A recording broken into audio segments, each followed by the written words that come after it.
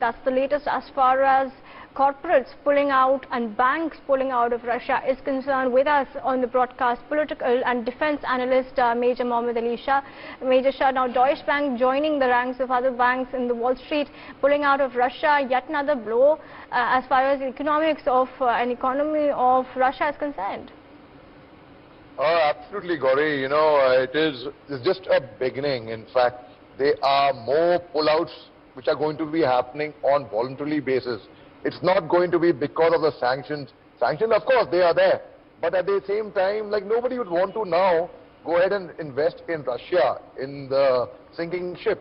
Nobody would want to, because it's going to take years for Russia to come out of this crisis that they are in economically. So there is going to be a very heavy economical warfare over here, which is going to come into play. We had seen information warfare, psychological warfare, we had seen cyber warfare. Now we are going to be seeing economical warfare, and yes, there are going to be many more pullouts, many more pullouts. And what I feel sorry for is the common citizens of Russia, the common citizens. What have they done to deserve all this? What have the common citizens of Ukraine done to see that kind of mayhem? I mean, it is a fight between two heads of states at the end of the day, and both are trying to motivate their own country. But and at the end of the day, it is China, it is US and Russia. It's their fight. It's a proxy war being fought from US with the means of Ukraine. So yes, there is going to be a lot of economic sanctions, a lot of pullouts. You wouldn't want to invest something in Russia, even if you have a choice. Well, the people of Belarus or North Korea, or people who are supporting Russia, I'm sure somewhere deep down in their hearts, even they would not want to go ahead and invest something. A common man I'm talking about. And it is a common man only who make the economy ultimately. It is we put in our money, we invest in our money, say in a Russian stock exchange for that matter. That comes into China, that funding comes into China. And that funding is used by the Chinese military against us. So a common man like you or me or anyone would want to invest into Russia. But when you see no returns, would you bet on a losing horse? You would not. It's as simple as that. So yes, there is going to be a lot of troubled times ahead for Russia, and of course for Ukraine, and for the world in fact at large, by sir. We're also getting some more breaking news on the broadcast. Colgate has also decided to pull out operations from Russia and end business in Russia. So that is the other big business conglomerate which has decided to pull out of Russia. Major Shah, the common people might not be as much of a motivation for President Putin, but this is also very much impacting the Russian oligarchs. Do you think they have some sort of role to play as far as maneuvering the situation is now concerned, or is it just President Putin and his close coterie? Gauri, you're absolutely right over there. When you talk about the common man, President Putin doesn't seem to be concerned about them. It's only about him and with the larger picture he's looking at. He is unfortunately not looking at the common man. But ultimately, like say in a democracy like in India, it is a common man who actually votes the government for the people, by the people, to the people. But in Russia, that doesn't seem to be the case at the moment, and it's a very sorry state of affairs. I just when you told you they will be pulling out, that then came in and you announced about Colgate pulling out.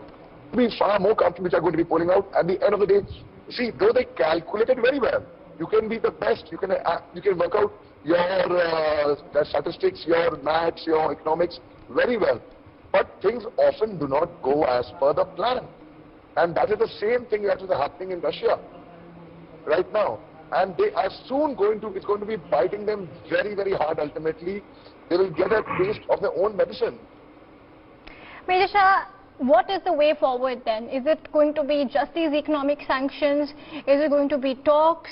Is it diplomacy? How do you see the situation moving from here? Gauri, it is, see, bullets would not be the answer, fighting would not be the answer, war would not be the answer. Yes, what you mentioned about talks. A lot of people who would say that talks about two warring countries would it actually lead to any result. Well, there is no other way forward. There is no other option. Do we have an option apart from talks? And the best way, it is not going to be President Zelensky or President Putin. It is going to be the US which should actually try to convince President Putin. where ultimately at the end of the day, I see President Zelensky only doing what the US has brainwashed him or what the US would wish him to do. So at the end of the day, it's only going to be talks. Yes, you can buy time. Ceasefire can be underway or means where you can again buy time. But at the end of the day, President Putin also has to understand that it is not about him. It is not just about his country. It's about the world at large, overall well-being. And President Zelensky also has to realize, both, see, you don't clap with one hand, you clap with both the hands. It's ultimately, there are two sides to a coin always.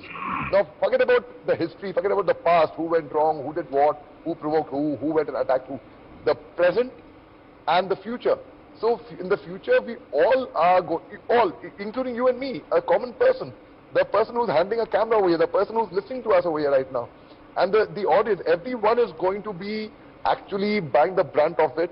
So the only way forward is when the US, Kamala Harris did try it. I mean, she went to Poland and she went and tried her talks, but didn't result to anywhere, didn't get along anywhere.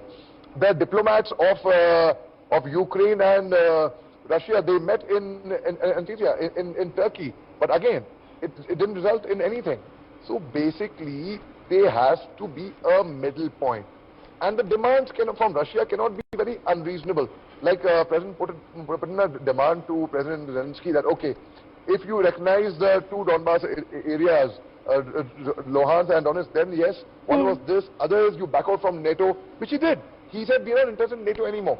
And he also backed out, he said, okay, we are willing to talk about the Donbass areas, but then, leaving aside Crimea and recognizing it as part of Russia, it's something like, I'll equate it to an example. It's like, giving our POK off and saying, oh, it doesn't belong to us, it belongs to Pakistan. Would we ever do that? It would be a very unreasonable demand.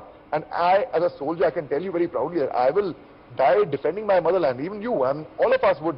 We would never give up our land, right? So similarly, it would be a very unreasonable demand. So it has to be very, very reasonable. And I see nothing working right now. Only thing that could work is perhaps, what I see as prayers. I hope prayers do work in this case. All right, Major Shah, appreciate you joining us on the broadcast as always.